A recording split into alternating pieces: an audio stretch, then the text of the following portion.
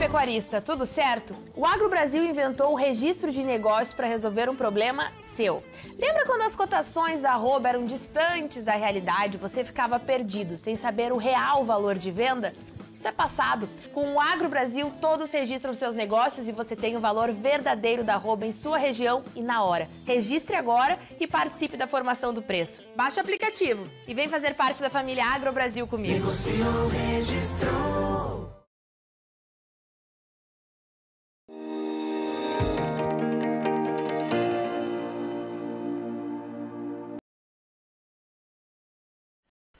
Olá, muito boa tarde a você que nos acompanha aqui pelo Notícias Agrícolas. Nosso boletim agora é para falar do mercado do boi. Mercado que segue pressionado à espera da volta da China. Os boatos são muitos, várias teorias sobre a volta da China correm o mercado, mas nenhuma traz de forma oficial uma retomada das compras. E isso deixa o mercado bastante pressionado. A gente já viu aí o boi derreter nas últimas semanas e agora o que mais chama a atenção é a queda no preço da carne. A carne também está caindo forte, principalmente os cortes de dianteiro e ponta de agulha.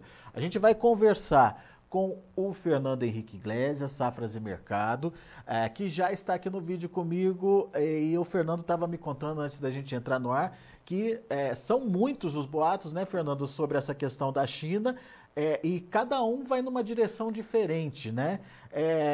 Mas até agora nada de concreto, Fernando? Boa tarde a todos que nos acompanham. É um prazer falar aqui no Notícias Agrícolas em mais uma vez. E é exatamente isso, a gente tem 3 boatos diferentes no mercado, circulando no mercado agora. O primeiro deles aponta que a China pode retomar as compras de carne bovina do Brasil a qualquer momento, pode comprar nessa semana ainda, reabrir esse mercado brasileiro. Tem um segundo boato, mostrando que a partir do dia 01/11 a China retoma as compras de carne bovina brasileira.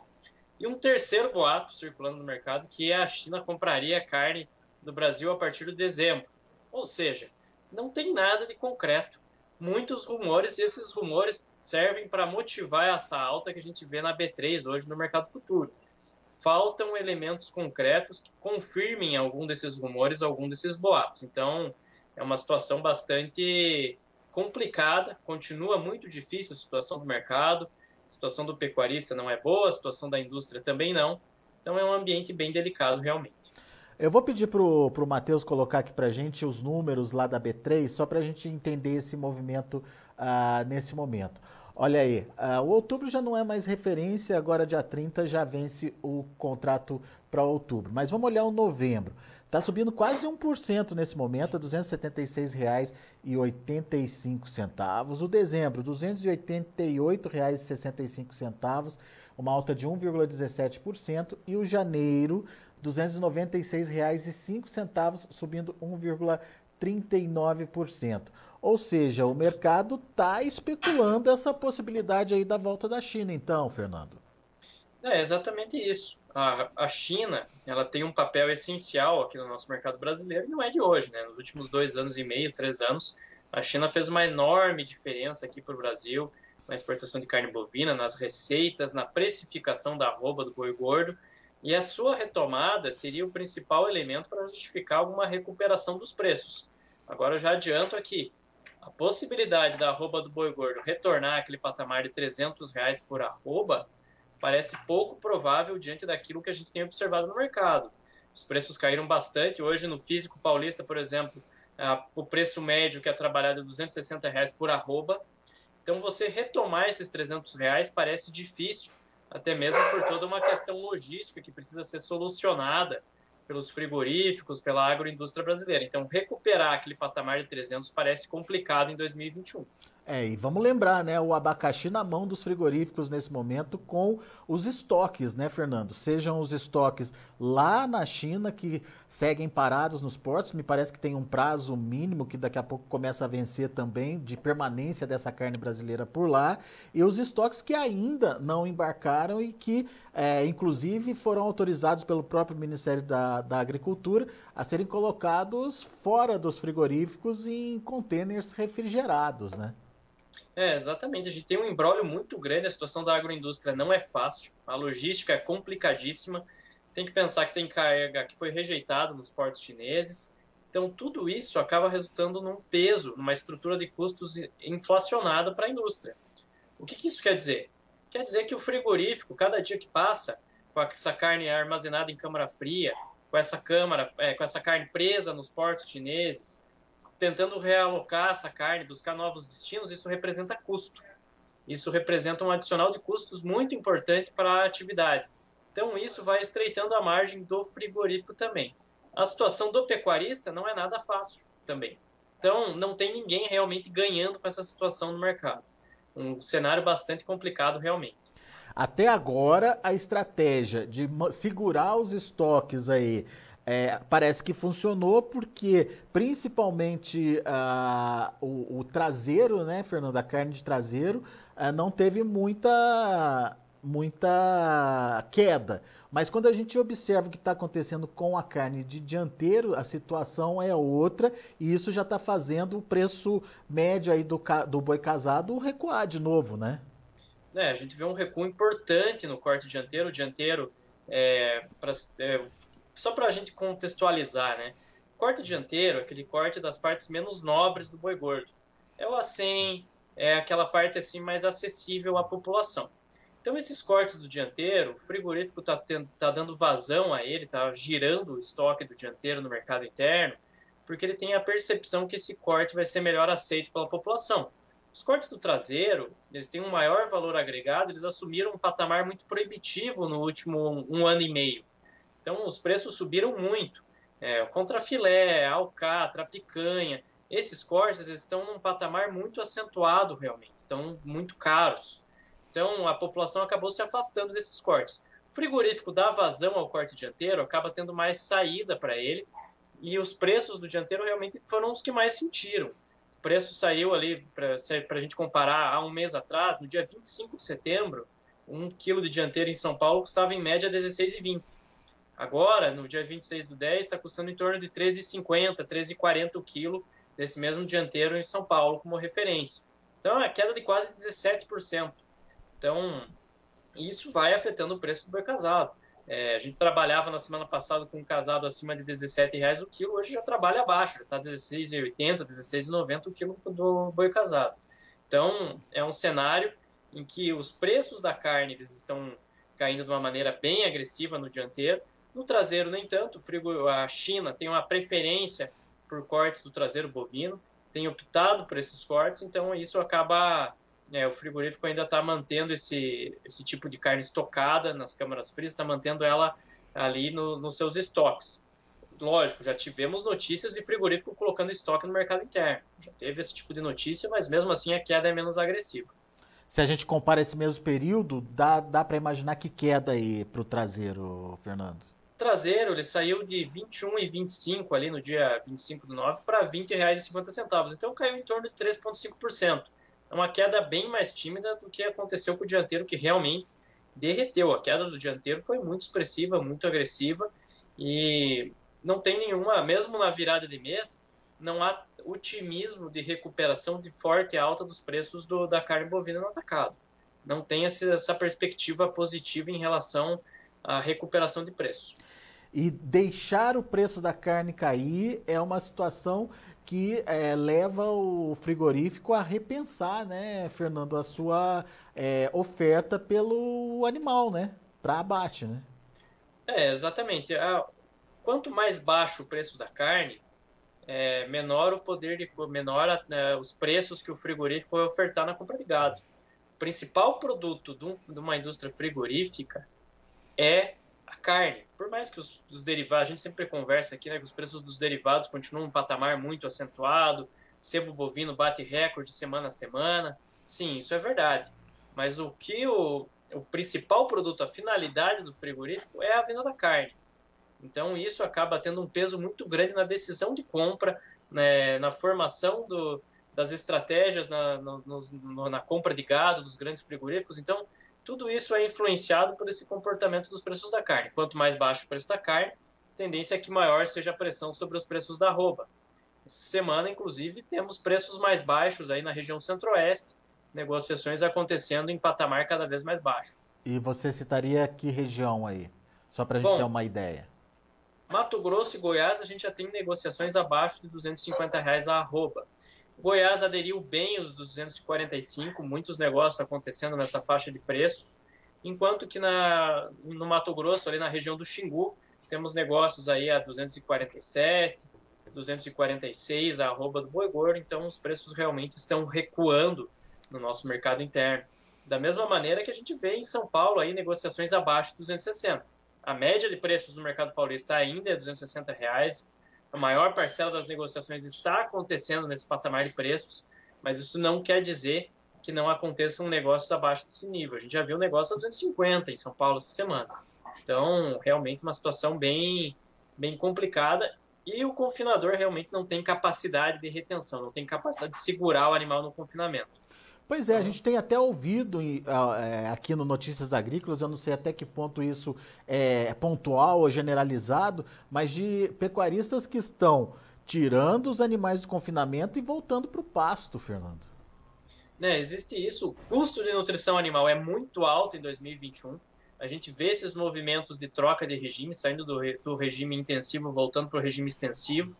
Então, mas assim mesmo, a gente tem que considerar que as pastagens ainda não estão ali na sua melhor forma, na sua melhor condição. Então isso gera uma série de problemas. Esse boi vai demorar, fica terminado, vai perder peso. Então tem uma série de situações que acabam se complicando no manejo desse animal. Mas de qualquer maneira, precisa trabalhar alguma alternativa para minimizar o prejuízo. Não é nem mais trabalhar com lucro, né? A gente está trabalhando agora em contenção de dano, segurar os prejuízos, porque o cenário realmente ficou muito complicado. Um cenário muito difícil pro pecuarista também. É perda de peso e também de especificação técnica, né? Quando você tira esse animal do confinamento, você perde algumas características que são importantes para o mercado, principalmente exportador, né? Exatamente. É uma situação... acaba gerando pode gerar um efeito sanfona no boi, enfim, é muito complicado esse tipo de movimento, gera uma série de dificuldades técnicas para o pecuarista, então é que também estão faltando alternativas, faltam alternativas. Ô Fernando, quem não está tirando esse animal está encarando os 260, 240 que seja aí, dependendo da região dele. Agora, como é que vocês aí nas safras estão avaliando a questão da oferta? Historicamente, a gente tem o pico de oferta em novembro e a partir de... em outubro, e a partir de novembro essa oferta começa lentamente a cair. Mas esse ano a gente sabe que tem esse histórico de tentar empurrar esse boi desde que a China saiu do mercado para entrega mais para frente. Isso é viável? Podemos esperar uma queda da oferta para novembro, inclusive? A oferta vai dar uma rareada a partir da segunda quinzena de novembro. Enquanto isso, o que a gente observa no mercado é que mesmo com preços em queda, a gente vê a aderência do pecuarista. A gente vê o pecuarista interessado em negociar, até porque ele tem aquela percepção, tem um efeito psicológico muito forte no mercado nesse momento. Eu não vendi meu boi a 280, essa semana eu estou vendendo ele a 260. Semana que vem, será que eu não vou vender meu boi a 250? A 240? Então gera um pessimismo muito grande entre o pecuarista também. Então esse efeito psicológico acaba fomentando essas vendas. A gente vê até uma boa fluidez dos negócios nas últimas semanas e realmente pesa muito essa decisão do pecuarista e esse pessimismo que se impregnou no mercado pecuário brasileiro. É o efeito manada também, né? Exatamente. Acaba influenciando demais essa questão, esse movimento do mercado. Agora, o que o pecuarista pode fazer nesse tipo de ambiente? Já que ele não tem muitas soluções do ponto de vista do manejo, do ponto de vista da capacidade de retenção, é sempre bom a gente pontuar aqui. Ele pode buscar estratégias de proteção em bolsa, pode tentar fazer operações no mercado futuro para tentar melhorar a sua rentabilidade, melhorar suas receitas. Sempre há estratégias disponíveis no mercado que se encaixem com esse momento de muita volatilidade, de muita instabilidade. Então é muito importante realmente olhar com carinho para o mercado futuro, para as opções, para buscar aí uma proteção e garantir a sua rentabilidade. Por exemplo, quem travou o seu boi, fez contrato a termo, fez suas travas entre os meses de abril e maio, conseguiu garantir um ótimo resultado do seu confinamento. Então fica aqui realmente uma lição muito importante. Esse ano de 2021 traz uma lição muito importante. Não dá para esquecer, não dá para não encarar essa situação do mercado futuro, que traz opções importantes para o pecuarista, traz opções importantes para garantir o resultado do negócio, que é o mais importante. Mas ainda garantir a rentabilidade. Ô, Fernando, mas ainda dá tempo de fazer isso, de tentar buscar alguma proteção nesse momento?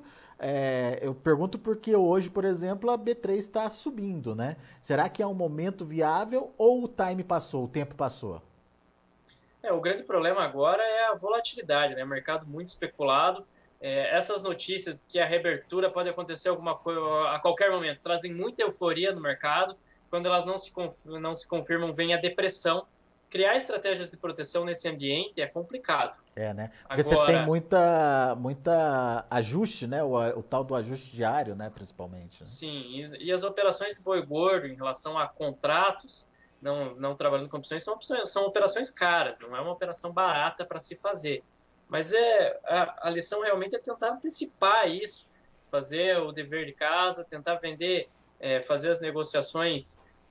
Não precisa negociar tudo, mas negociar parte dos animais que vão a confinamento, garantir pelo menos o custo, né? Manter pelo menos uma estrutura que o seu negócio consiga ser operacional, que o prejuízo não seja tão grande. Que agora o prejuízo para o pecuarista é enorme. Realmente ele está numa situação bastante delicada, um cenário bastante difícil. Então, para os próximos anos, fica uma lição muito interessante que antecipação de venda, trabalhar no mercado futuro, trabalhar na B3, pode fazer com que o pecuarista esquive desse tipo de cenário, desse tipo de ambiente. O pecuarista apostou no boi de 350, mas esqueceu que no meio do caminho podia ter um mal da vaca louca aí, né? mesmo sendo atípico, para complicar a situação, né, Fernando?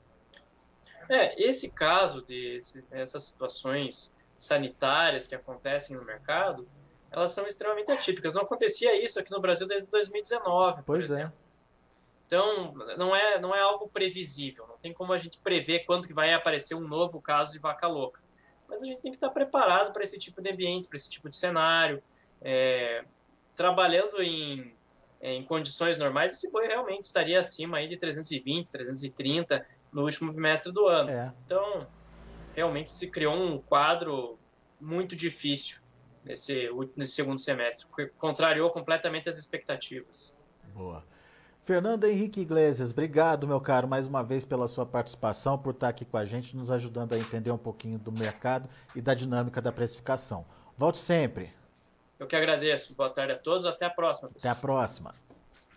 Tá aí Fernando Henrique Iglesias aqui com a gente no Notícias Agrícolas, de olho no mercado e principalmente trazendo a informação para a gente de que o mercado de carnes está sob pressão agora, principalmente o dianteiro, que é aquele produto que os frigoríficos não estão conseguindo mais estocar. O traseiro, ainda assim, com a perspectiva de volta da China, isso ainda pode ser revertido, mas o corte dianteiro tem aí uma queda significativa em pouco mais de um mês, segundo a análise aí do Fernando Henrique Iglesias, queda de 16,20 o quilo para 13,40. 16,20 para 13,40 em pouco mais de 30 dias. Uma queda significativa aí.